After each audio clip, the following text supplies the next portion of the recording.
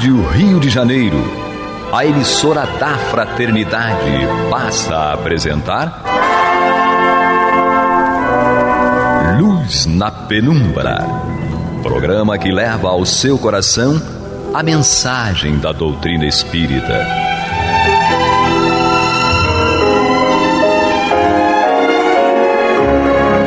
E com vocês, Eduardo Araújo, para o estudo de O Livro dos Médiuns, da obra codificada por Allan Kardec. Olá, prezado ouvinte da Rádio Rio de Janeiro, sejam todos muito bem-vindos. Está entrando no ar o programa Luz na Penumbra. Vamos juntos dar continuidade ao estudo do livro Dos Médiuns, de Allan Kardec, no seu capítulo 30, aqui na companhia da Maria de Fátima Miranda. Que Jesus nos conduza. Paulo Renato. Deus nos estenda a sua misericórdia. Isso aí. E o Isaac lá na parte técnica. Nós estamos lendo alguns tópicos aqui do regulamento da Sociedade Parisiense de Estudos Espíritas, no capítulo 30. Hoje nós vamos ler aqui o artigo 3º desse regulamento. Lembrando que nós estamos procurando pegar alguns pontos aqui que tenham ressonância com o nosso momento atual e nos auxiliem aí a nós, frequentadores de casa espírita, dirigentes, nas reflexões necessárias para o bom andamento dos trabalhos e da casa espírita. No seu artigo 3º, Allan Kardec coloca o seguinte: a sociedade não admitirá senão as pessoas que simpatizem com seus princípios e com o objetivo de seus estudos. As que já se achem iniciadas nos princípios fundamentais da ciência espírita ou que estejam seriamente animadas do desejo de nestas se instruírem. Em consequência, exclui todo aquele que possa trazer elementos de perturbação às suas reuniões, seja por espírito de hostilidade e de oposição sistemática, seja por qualquer outra causa, e fazer assim que se perca tempo em discussões inúteis.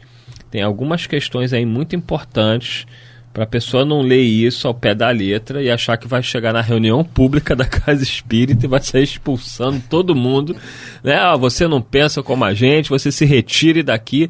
Não. Allan Kardec está falando aqui de reuniões específicas. Por quê? A própria Sociedade Parisiense de Estudos Espíritas, ela ainda eram reuniões muito fechadas, onde se trabalhava a parte mediúnica. Não tinha característica que tem hoje uma casa espírita, por isso que era uma coisa muito específica para aquele momento e para aquela sociedade, porque hoje a casa espírita tem o seu momento onde ela é aberta ao público em geral, são as chamadas reuniões públicas, onde todos são bem-vindos, mesmo aqueles que pensem o contrário, né, que quiserem vir assistir uma palestra, desde que não faltem com respeito, não atrapalhem a reunião. Eles têm o direito até de se manifestar, dizer que não concorda, não acredita, nenhum problema. É uma reunião pública, ela é para isso. Allan Kardec aqui falava de algo diferente. Ele falava de uma reunião privativa, como, por exemplo, as nossas reuniões mediúnicas. Não é isso, Paulo Renato? Senão o povo vai sair expulsando todo mundo. Não, porque Kardec disse lá no artigo 3º, Eduardo leu, Allan Kardec mandou botar para correr. Não é? Lê a Constituição do Espiritismo, né? Não é bem assim não, vamos tomar cuidado. Essa sugestão de Kardec vira uma Constituição em que as pessoas... E o povo é brabo, né? Mas é interessante que a gente adapta, né? A gente pega, no caso aqui, essa Constituição e só serve para aqueles que nos desagradam. Porque as pessoas do nosso agrado, às vezes a gente tolera determinadas coisas que não deveria tolerar. Com certeza. Porque há um prejuízo, pode gerar um prejuízo maior para a sociedade ou para a reunião. Mas a gente lembra aqui também, quando ele fala, a sociedade não admitirá senão as pessoas que simpatizem com seus princípios e com o objetivo de seus trabalhos. Né? Eu estava aqui pensando sobre a questão dos associados. Né? A gente tem que ter muita atenção com relação a associado da casa espírita. A gente está falando de reuniões e tal, Sim. Mas essa questão administrativa é um tanto quanto delicada e pode se tornar um problema seríssimo depois para a casa espírita. É verdade. No sentido de manter a casa funcionando sob os princípios da doutrina. Porque às vezes a casa espírita, a gente fala casa espírita, mas sim. tem um sentido aí dos diretores, né? Acolhe na sua diretoria como sócios, ou na diretoria às vezes não, mas na condição de sócio, pessoas que não simpatizam com a doutrina espírita, não concordam com determinados postulados da doutrina espírita, não frequentam casa espírita nenhuma, mas são pessoas boas, têm bom coração, colaboram de alguma forma com a casa, no sentido financeiro, no sentido material. E essas pessoas às vezes buscam a casa espírita, procurando uma forma de ajudar mais efetivamente, e entendem que esse ajudar efetivamente seja na condição de associado. E às vezes a direção da casa espírita, inadvertidamente, dá uma ficha de associado para uma pessoa dessa que naquele momento está bem com a casa, bem com as pessoas. Então ela entra na condição de associado. E às vezes a condição de associado que ela entrou dá permissão a ela de votar e de ser votado, de dar opiniões a respeito, né? Cada casa tem o seu estatuto, mas é bom que essas pessoas que, digamos assim, doutrinariamente nada tem a ver com o espiritismo, que elas entrem numa condição de associado. Kardec sugere aqui, a gente vê em diversos estatutos da casa espírita, na condição de associado colaborativo, ou outro nome, colaborador, ou outro nome que se queira dar, para que a casa espírita, mal depois, numa questão de reforma de estatuto, de assembleia para a direção da casa, né, ela não venha a ter problemas com esse associado que às vezes muda de comportamento, né.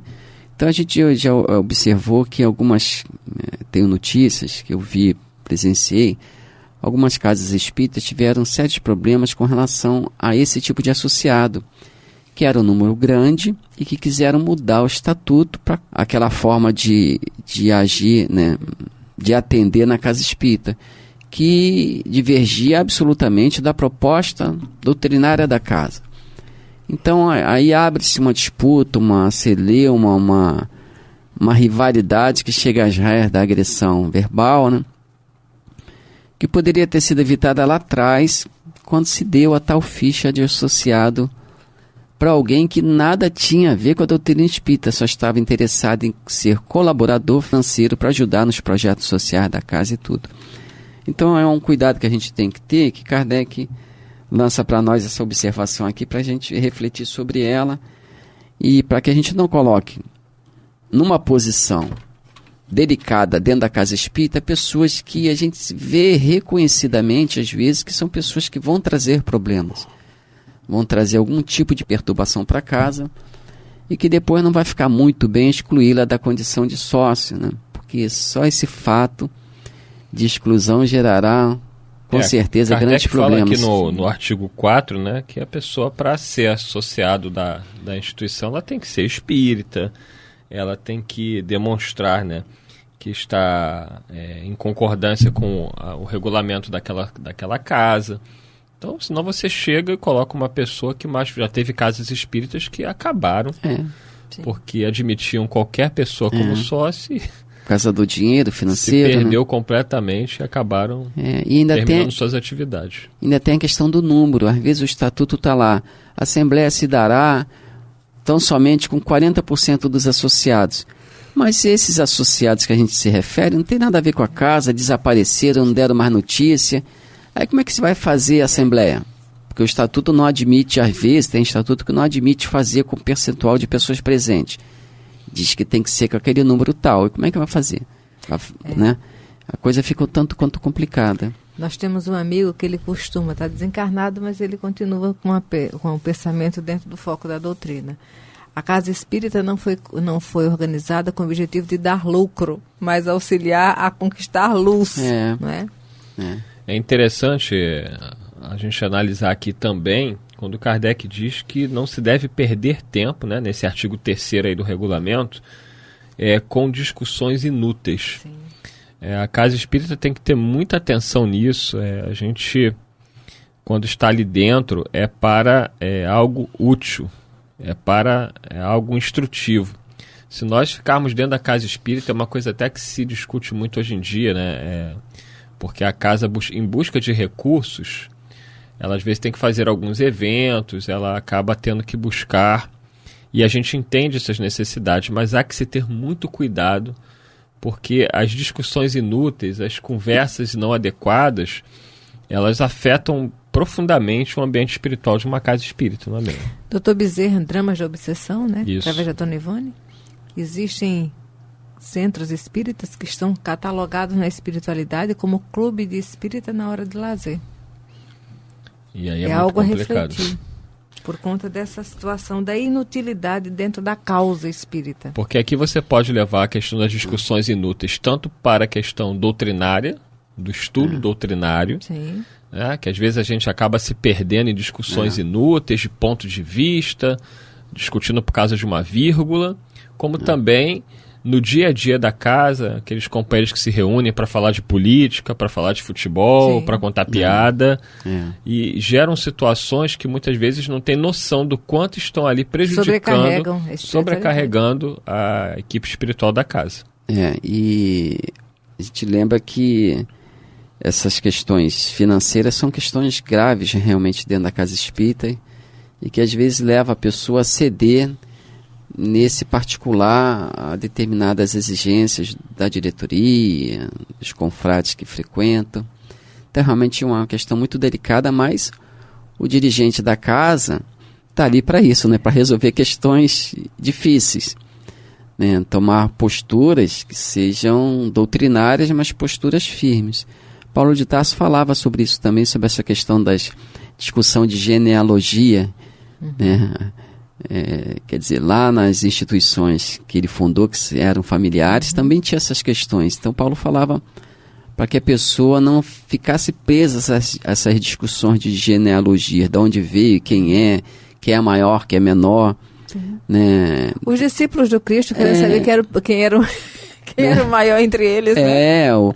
Paulo teve essa questão aí que ele teve que resolver com Apolo. Uns diziam que ele era maior que Apolo era maior que ele, Apolo era um seguidor dele, se não me engano era de Alexandria. Então, Paulo resolveu com a seguinte questão, ele falou, Apolo regou, né? Eu plantei, Apolo regou, mas o crescimento vem de Deus. Então, maior é quem dá o crescimento. Então, ficar nessas genealogias, nessas discussões estéreis, quem é maior, né? Quem tem mais evolução, se é o fulano, se é ciclano, quem fala mais a verdade, se é um, se é outro.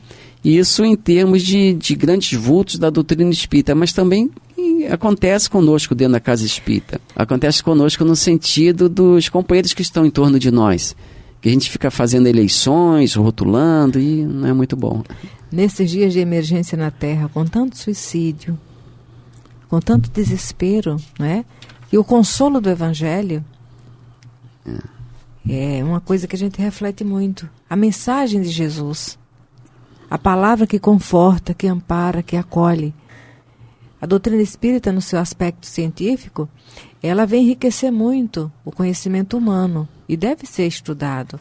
Mas a gente não podemos esquecer que na reunião pública, que é a emergência da casa espírita, esse acolhimento do Cristo, o Evangelho, que o espírito sofredor, seja ele desencarnado ou encarnado, chegando, não sinta dificuldade em identificar Jesus na mensagem primeira.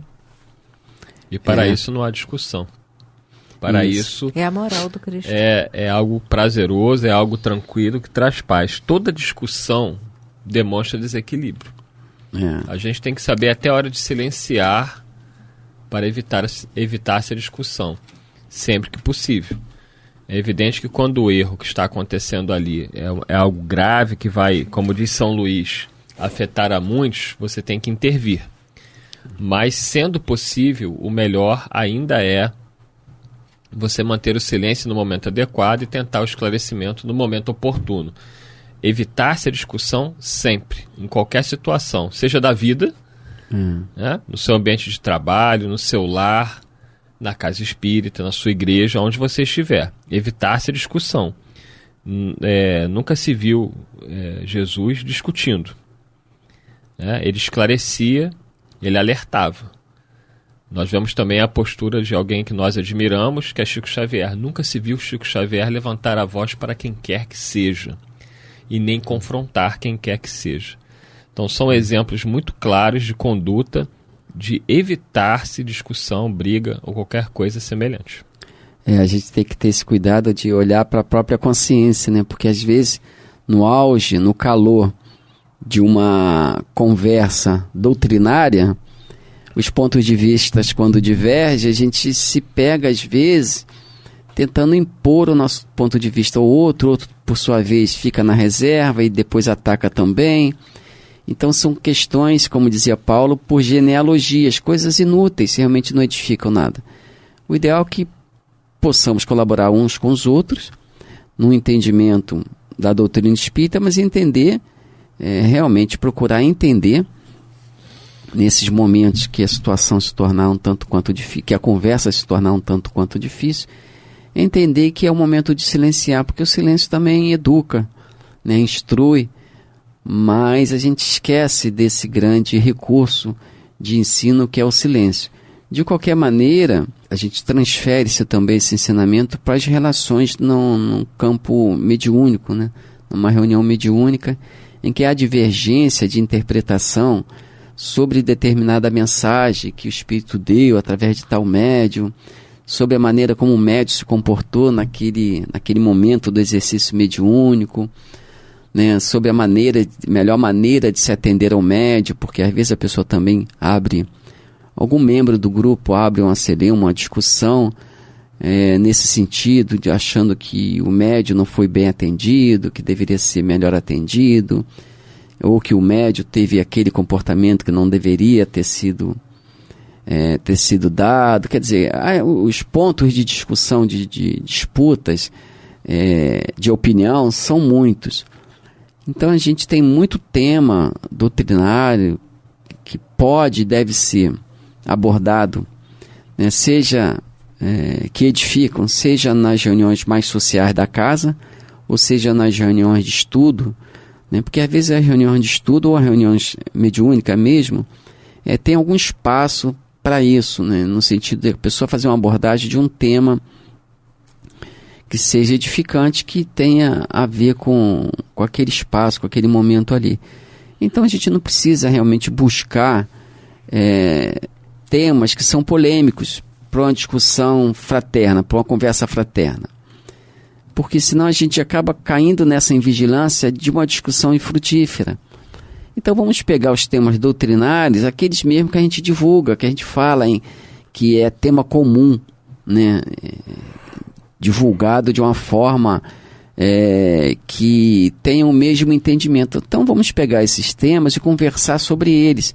Embora eles já tenham sido conversados, né, é preciso que a gente reveja a maneira de interpretá-los, porque numa conversa com mais de um, a gente pode reformular nossa maneira de entender e se edificar, né, dentro de um assunto, dentro de um tema que é pacífico, que não gera discussões tão acaloradas, tão, como diz o outro, tão vibrantes, de modo que venha a ofender, mesmo que inconscientemente, aqueles que partilham conosco daquele momento.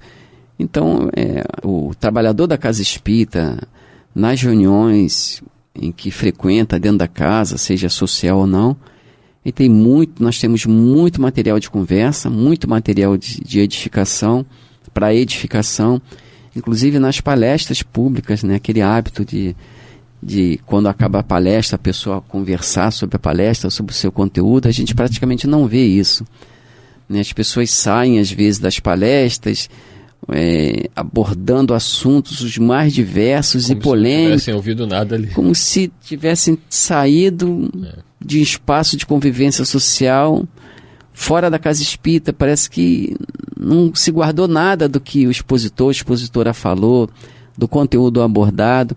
Então vamos pegar esses temas, esses conteúdos de palestras, conversar sobre ele, né? Falar, poxa, né, fulano falou isso, aquilo outro, é tão bom, a gente viu... No livro Loucura e Obsessão, de Divaldo Franco, pelo espírito Manuel Flamengo de Miranda, eles colocam lá que nas reuniões de Umbanda, os companheiros têm esse hábito, né, por vezes terminar a reunião e ficarem conversando sobre o que aconteceu ali, procurando aprender mais. Isso. Um Bahia falou que a gente deveria fazer o mesmo. A gente está se perdendo nesse caminho aí, né? Porque a casa também tem que criar um espaço para isso, né? E eu acho que é a responsabilidade do trabalhador da casa, não só da diretoria, retomar naqueles horários sociais, depois da reunião, retomar o tema da reunião, né? Já que as pessoas ficaram para conversar sobre temas... Tomar um chazinho, né? Um cafezinho, é ótimo para que as pessoas se conheçam melhor, troquem ideias doutrinárias. Então, que alguém da casa fique até com essa responsabilidade, né? De uma forma sutil, mas de que quando perceber que os comentários estão raiando para temas que não deveriam, humanas, futilidade, né? Que a pessoa retome os temas da palestra. O tema da palestra, fala, poxa, o fulano falou aquilo tão legal, inclusive eu vi isso, li isso num livro tal, vi num filme. Né? Enriquecer porque estimula a participação dos outros. Agora, se o próprio trabalhador da casa, diretor, o próprio expositor, né, não dá continuidade, porque às vezes o expositor, ele sai da exposição e fica naquele espaço fraterno ali, social. Mas ele mesmo não, digamos assim, não rega a semente que ele plantou lá dentro na exposição. A nossa invigilância ainda é muito grande, né? Todos nós acabamos cometendo esses equívocos e por isso que é bom estar aqui estudando, porque a gente vai refletindo quantas vezes cometemos esses equívocos. Temos que estar atentos e entender que a casa espírita, né? A Kardec faz reflexões tão importantes aqui, é um lugar, né, podemos dizer, sagrado, que nós deveríamos respeitar mais. E a gente respeita quando toma da doutrina espírita no seu conteúdo para que ela seja os motivos dos nossos pensamentos, das nossas reflexões. Né? Como diz os Espíritos no Evangelho, né, quando se fala da oração, se fala de elevar o pensamento a Deus, ele diz o seguinte, né, a gente não pretende, quando nos convoca a oração, que vivamos uma vida fora da sociedade onde estamos condenados a viver. Vida mística, né? A ideia não é essa. Quando a gente fala, vamos discutir os temas espíritas depois da palestra, não é que a pessoa vai se tornar alheia ao mundo, mas o mundo tem os seus espaços, os seus horários. Ali nós buscamos a casa espírita justamente por isso, porque já estamos cansados das discussões, supõe-se, né? Estamos cansados das discussões do mundo, que nos tomou um bom tempo do nosso dia. Então buscamos a casa espírita para raciocinar numa outra direção, com outros argumentos, com outros fundamentos. E aí você tem aqui o último parágrafo desse artigo 3º, que tem a ver com isso que você está falando, que Kardec diz que a todos os seus associados corre o dever de recíproca benevolência e bom proceder, cumprindo-lhes em todas as circunstâncias, quer dizer, todas, desde a hora que você chega até a hora que você sai, colocar o bem geral acima das questões pessoais e de amor próprio. Então, seja do momento que você adentrou a casa espírita, ao momento que você saiu, a sua conduta tem que ser essa de buscar nessa benevolência, essa paz, e que determinados assuntos acabam desviando. E repetimos, é o espaço para se discutir, se conversar, se aprofundar conhecimento espírita. Porque o espaço, repito, o espaço do mundo, da vida social, nós teremos. E o espaço da casa espírita é tão curto, né? O tempo é tão curto, às vezes 1 hora, 1h30, e a gente desperdiça muito esse tempo conversando coisas que nós, pelo fato de buscarmos a casa espírita, pretendemos deixar de lado. Mas ao invés de deixar de lado, a gente retoma num espaço que não é próprio. Né? Então a gente está sempre sobrecarregado, sempre angustiado, aflito, porque fala, frequento o centro há tantos anos e continuo agoniado. Mas é claro, o espaço do centro em que se poderia obter a paz, algum equilíbrio, a gente trouxe o mundo para dentro do centro. Então fica assim difícil, né? Jesus falou que ele venceu o mundo, não venceu com o mundo. Mas a gente está se perdendo, eu repito, nessas questões de posicionamento. Refletamos, né? Chegamos aí ao final de mais um programa, agradecendo a Maria de Fátima Miranda, ao Paulo Renato, ao Isaac aqui na técnica e sobretudo a você, prezado ouvinte, que nos acompanhou em mais um estudo de O Livro dos Médiuns de Allan Kardec. Semana que vem daremos a continuidade, desejando a todos muita paz, muita luz, com Jesus sempre. Graças a Deus. Graças a Deus. Graças a Deus.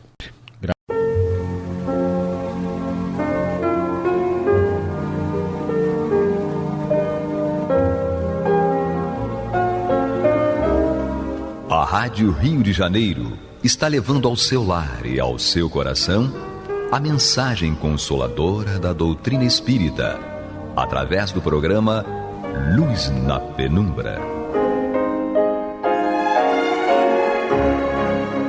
E agora com vocês, André Parente, para comentar os textos da Revista Espírita de Allan Kardec, no período de 1858 a 1869. Olá, queridos amigos ouvintes que acompanham a programação da Rádio Rio de Janeiro, a emissora da Fraternidade. Está entrando no ar o programa Luz na Penumbra. E nós agradecemos muito pela oportunidade de trabalho. É com grande alegria que falamos de Allan Kardec, dos espíritos superiores que o acompanharam. Falamos do Espiritismo, da história do Espiritismo e deste grande laboratório de pesquisa que foi a Revista Espírita. A Revista Espírita, de fato, como recomendava o próprio Allan Kardec, é muito importante para a formação do adepto sério do Espiritismo. Nós temos um carinho, um respeito muito grande por Allan Kardec, como todos sabem, desde 17 anos. Agora, claro, não queremos ser mais kardecistas do que o próprio Kardec. Acreditamos, isso guarda relação com a nossa formação em filosofia, por termos estudado a filosofia da ciência, a teoria do conhecimento, etc., que outras visões são importantes também. O diálogo é importante. Aliás, na Revista Espírita, o Kardec faz diálogo com a cultura contemporânea de sua época. O Herculano Pires fez, Carlos Embaçaí, enfim. E eu acho que outros autores, como Leon Denis, Gabriel Delany, eles precisam do nosso cuidado, do nosso carinho. Isso não é nenhum demérito para Allan Kardec. Muito pelo contrário. Até porque o Leon Denis, embora não tenha sido tão grande como Kardec, sabemos que Kardec era um espírito muito à frente do tempo, mas ele também contribuiu da sua forma, da sua maneira, e como dizia uma pessoa que eu conheço, nós devemos sempre, em se tratando do Espiritismo, utilizarmos o bisturi da crítica sem destruir a essência das coisas. Então, a diversidade me encanta, não é? Sem perder a identidade conceitual, histórica do Espiritismo e o respeito profundo que temos por Allan Kardec. Bem, queridos ouvintes e internautas, sejam bem-vindos, vocês que nos acompanham através do ZYJ, no 1400 kHz, na frequência AM, ou através do site www.radioriodejaneiro.am.br. Hoje é o dia do texto escolhido, com muito critério, com muita prudência, e nós temos aqui mais um presente, mais uma dádiva, que está na Revista Espírita de maio de 1866. Aliás, neste ano, Kardec está fazendo uma série de experimentações, de verificações, e nós sabemos que muito do conteúdo da Revista Espírita de 1866, o Kardec iria aproveitar depois para a publicação de seu último livro expressivo, que foi o livro A Gênese. O nome do artigo é Deus está em toda parte. Ele é tão bonito, tão profundo, eu tenho certeza que não há nenhuma alma que possa ouvir, que possa acompanhar o estudo de hoje, que não venha se encantar com a profundidade do texto de Allan Kardec, do nosso querido mestre leonês. Então vamos ao estudo. Deus está em toda parte. Como é que Deus, tão grande, tão poderoso, tão superior a tudo, diz-nos Kardec, pode imiscuir-se em detalhes ínfimos, preocupar-se com os menores atos e os menores pensamentos de cada indivíduo? Tal é a pergunta que muitas vezes se faz. Em seu estado atual de inferioridade, Só dificilmente os homens podem compreender Deus infinito, porque eles próprios são finitos, os seres humanos, né? Limitados.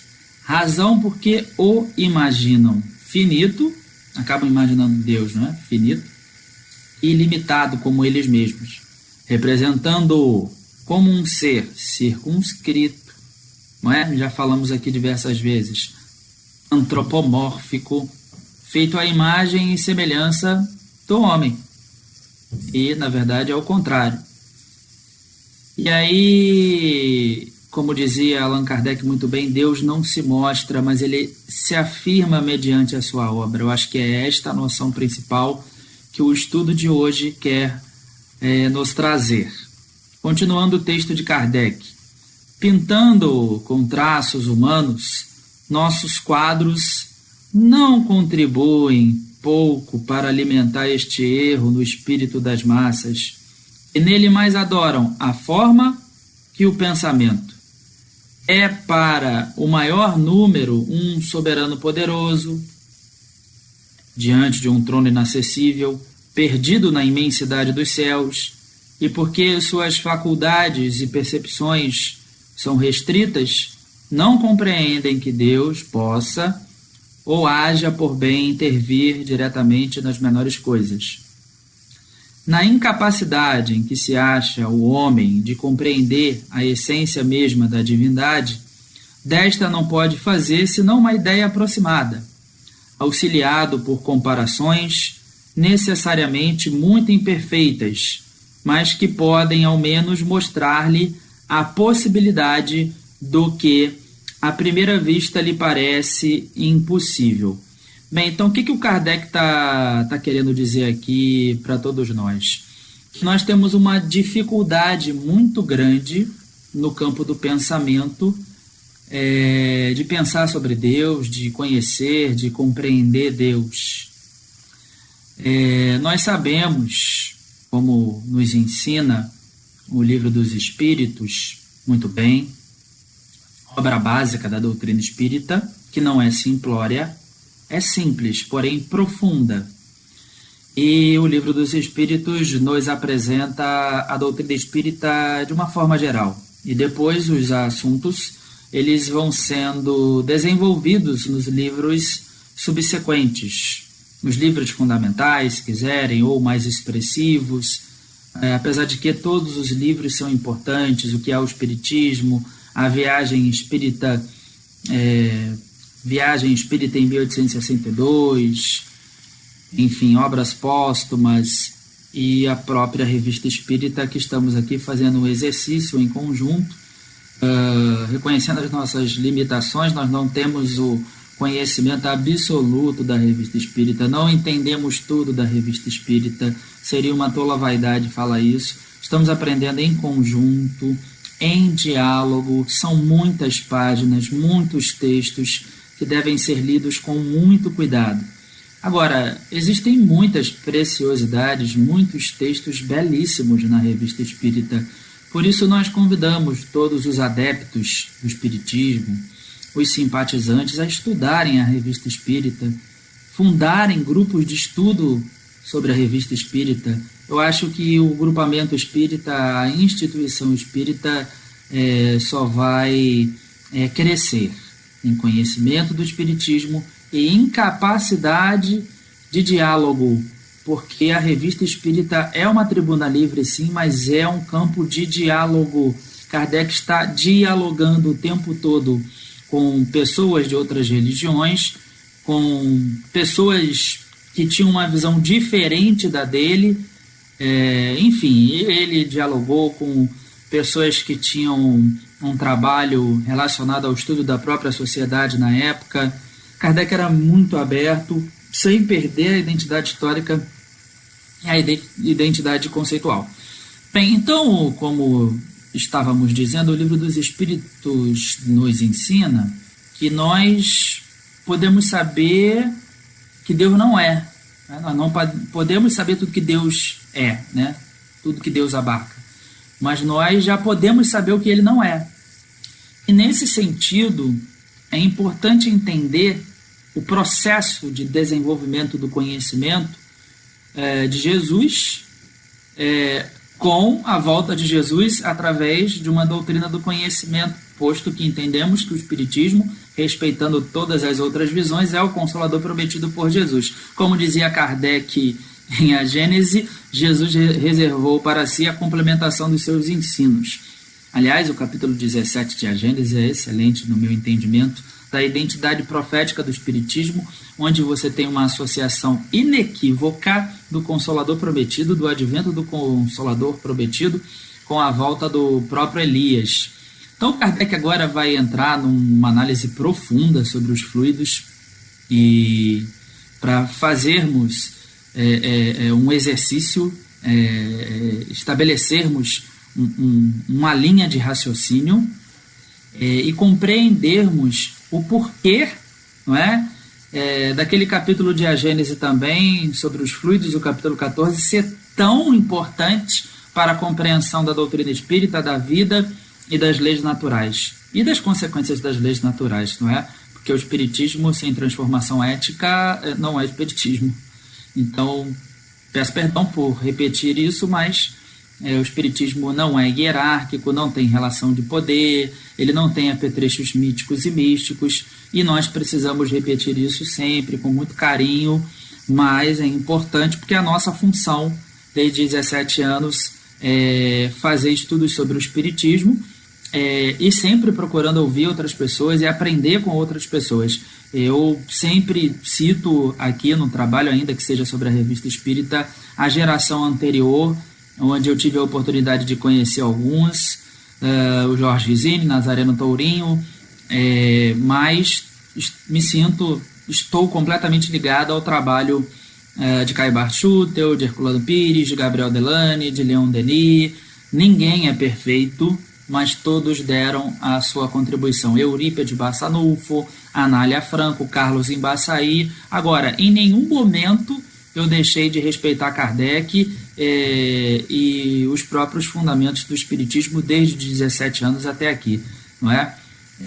E isso, para nós, é um compromisso de vida, né, que está ligado a um trabalho que consideramos muito sério, mas sem perder a jovialidade, a alegria e o encanto e o brilho nos olhos por falar de espiritismo. Então, continuando o texto, que é muito bom realmente, Kardec vai dizer assim, suponhamos um fluido bastante sutil para penetrar todos os corpos. É evidente que cada molécula desse fluido produzirá sobre cada molécula da matéria com a qual está em contato uma ação idêntica à que produziria a totalidade do fluido. É o que a química nos mostra a cada passo. Sendo ininteligente, esse fluido age mecanicamente apenas pelas forças materiais. Mas se supusermos esse fluido dotado de inteligência, de faculdades perceptivas e sensitivas, ele agirá não mais cegamente, mas com discernimento, com vontade e liberdade, verá, ouvirá e sentirá. As propriedades do fluido perispiritual dele podem dar-nos uma ideia. Ele não é inteligente por si mesmo, desde que é matéria. Então, o fluido espiritual, ou melhor dizendo, o fluido perispiritual, ele não é inteligente por si mesmo, mas é o veículo do pensamento, das sensações, das percepções do espírito. É em consequência da sutileza desse fluido que os espíritos penetram em toda parte, perscrutam os nossos pensamentos, veem e agem à distância, e a esse fluido, chegado a um certo grau de depuração, que os espíritos efetivamente superiores devem o dom da ubiquidade. Basta um raio de seu pensamento dirigido para diversos pontos para que eles possam aí manifestar a sua presença simultaneamente. Então, querido ouvinte, querido internauta, até agora, se um espírito evoluído tem o dom da ubiquidade, ele não se divide, mas irradia, então dá para perceber, né? Se um espírito evoluído ele pode fazer isso, estar em mais de um lugar ao mesmo tempo, imaginemos Deus. ok? Então é muito importante nós pensarmos dentro dessa proposta, dessa analogia apresentada por Allan Kardec, ok? Bem, então é o que nós estávamos dizendo. O próprio Allan Kardec, ele faz a comparação com os espíritos superiores, mas Deus está muito além, né, dos espíritos superiores. E é nesta parte que o Kardec vai entrar agora. Ele vai dizer assim, ó: mas sendo os espíritos, por mais elevados que sejam, criaturas limitadas em suas faculdades, seu poder e a extensão de suas percepções não poderiam, sob esse aspecto, aproximar-se de Deus. Então vamos pensar em Jesus. Jesus não é Deus. Jesus é um espírito dentro da nomenclatura espírita considerado puro. A função do espírito puro é receber as ordens diretamente de Deus, transmitir ao universo inteiro e velar para que essas ordens sejam cumpridas, ok? Então Jesus tem o dom da ubiquidade. Jesus não se divide, mas ele pode se manifestar em vários lugares, né, como o Sol. É a própria comparação que o Kardec faz no livro A Gênese. Então irradia, certo? Agora, e Deus, né? Então, a coisa é mais profunda, é mais linda, é encantadora. Por isso que Deus está presente em tudo, está presente em nós, não é? Isso que Jesus dizia: vós sois filhos de Deus, filhos do Altíssimo, resgatando até o próprio Antigo Testamento, né? Porque o Antigo Testamento também apresentava ideias dentro do possível interessantes. Então Deus é realmente algo que nós ficaríamos horas aqui falando, filosofando, mas nos encanta, né? Deus é. E é interessantíssimo isso, como é possível, né? E é de profunda sabedoria nós não podermos nos desconectar de Deus no sentido profundo, porque por mais que venhamos a tentar, teimosos, recalcitrantes, ele está em nós, não é? Então há uma centelha divina dentro de nós e ela brota diante de uma flor que desabrocha, diante do sorriso de uma criança, diante da natureza, né? Às vezes nós reconhecemos Deus através da natureza, que é um efeito de sua ação. Então Kardec dizia, mais uma vez vamos repetir: Deus não se mostra, mas se afirma mediante a sua obra. E esse reconhecimento de Deus por parte de nós, através da possibilidade de comunicação que preenche todo o universo, isso atinge uma velocidade incrível, não é? É superior à velocidade da luz. E isso comunicação é tudo, não é? É relação o tempo todo. Então não tem como nós não nos relacionarmos com Deus, até para os espíritos orgulhosos que negam a sua existência, porque é uma forma de orgulho, sim. E com todo respeito, nós temos amigos ateus maravilhosos, pessoas muito éticas, mas o ateísmo é uma forma de orgulho, e o próprio filósofo André Comte Sponville reconhece isso. Então, bem, o estudo de hoje é filosófico, ele não se esgota, não vai acabar, não é? Nós indicamos também a leitura do livro A Gênese, que é uma obra belíssima, profunda, mas é interessante perceber esse material aqui de pesquisa do Kardec, né? É interessante perceber o exercício que ele faz antes de chegar à Gênese. Então, o próprio livro A Gênese é fruto de experiência, de observação, de pensamentos filosóficos que foram produzidos pelo Kardec, pelos espíritos, porque o espiritismo foi constituído a partir da relação do diálogo, do diferente, enfim, desta forma que nós enxergamos. E aí, só mais um pouquinho, não vai dar para esgotar este texto belíssimo, não é? Vamos reforçar sobre o fluido perispiritual, não é?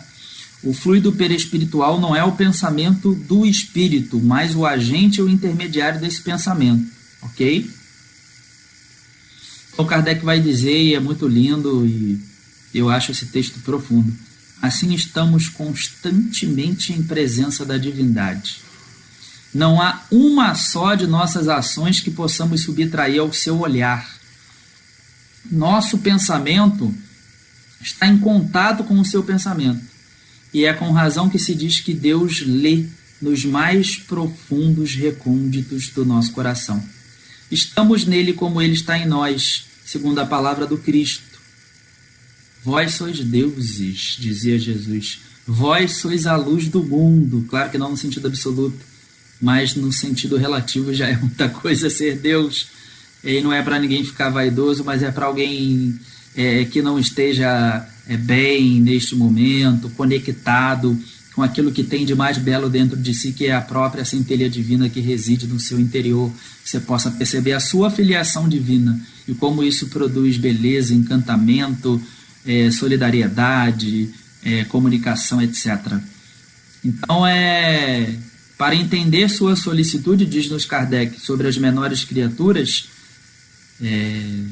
ele não tem necessidade de mergulhar seu olhar do alto da imensidade, nem deixar sua morada de glória, pois essa morada está em toda parte. Então Deus não tem morada.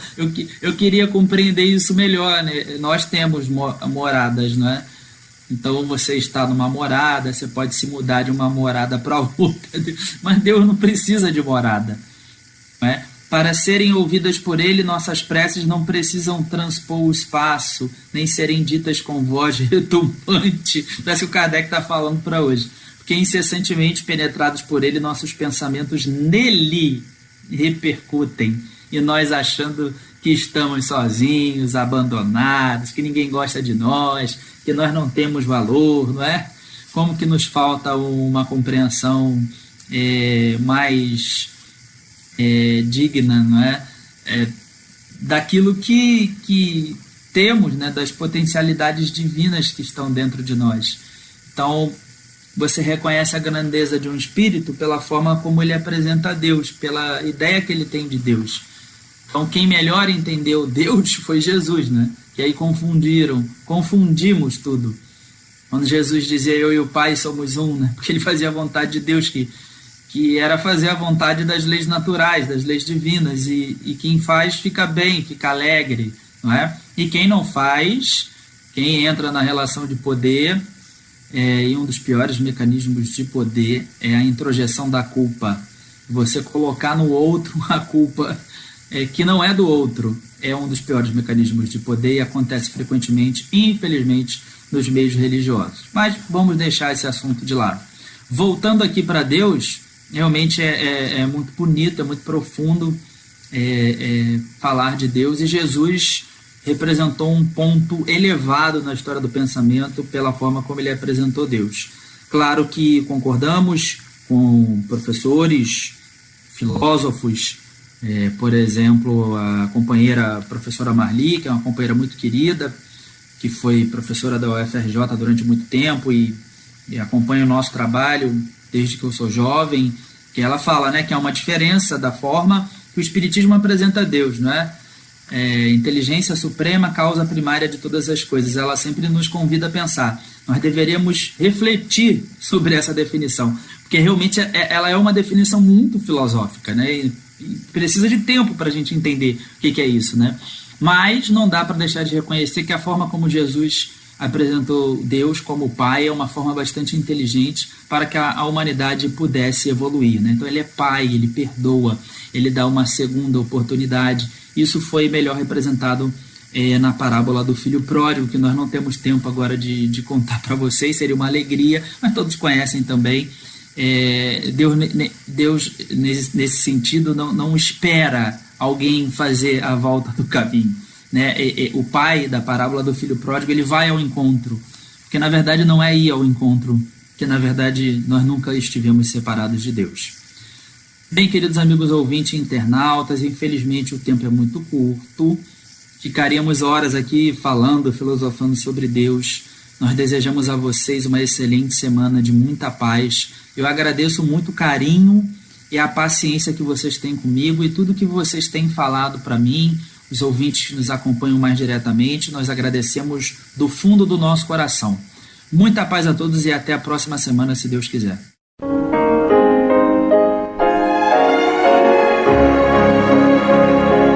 E vamos ouvir agora a prece de encerramento de nosso programa, na voz de Geraldo de Aquino.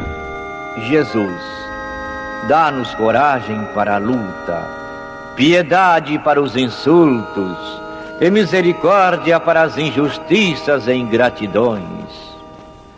Limpa nossa alma de inveja e ambições mesquinhas, de ódio e de vingança o nosso caminho. E que dentro em pouco, ao recolher-nos de novo ao calor do nosso leito, para que o sono nos dê a paz e o esquecimento das tristezas humanas, possamos sentir, Senhor, no mais íntimo de nosso ser, a doçura indefinível do Teu amor e a grandeza incomparável da Tua divina presença. Que assim seja.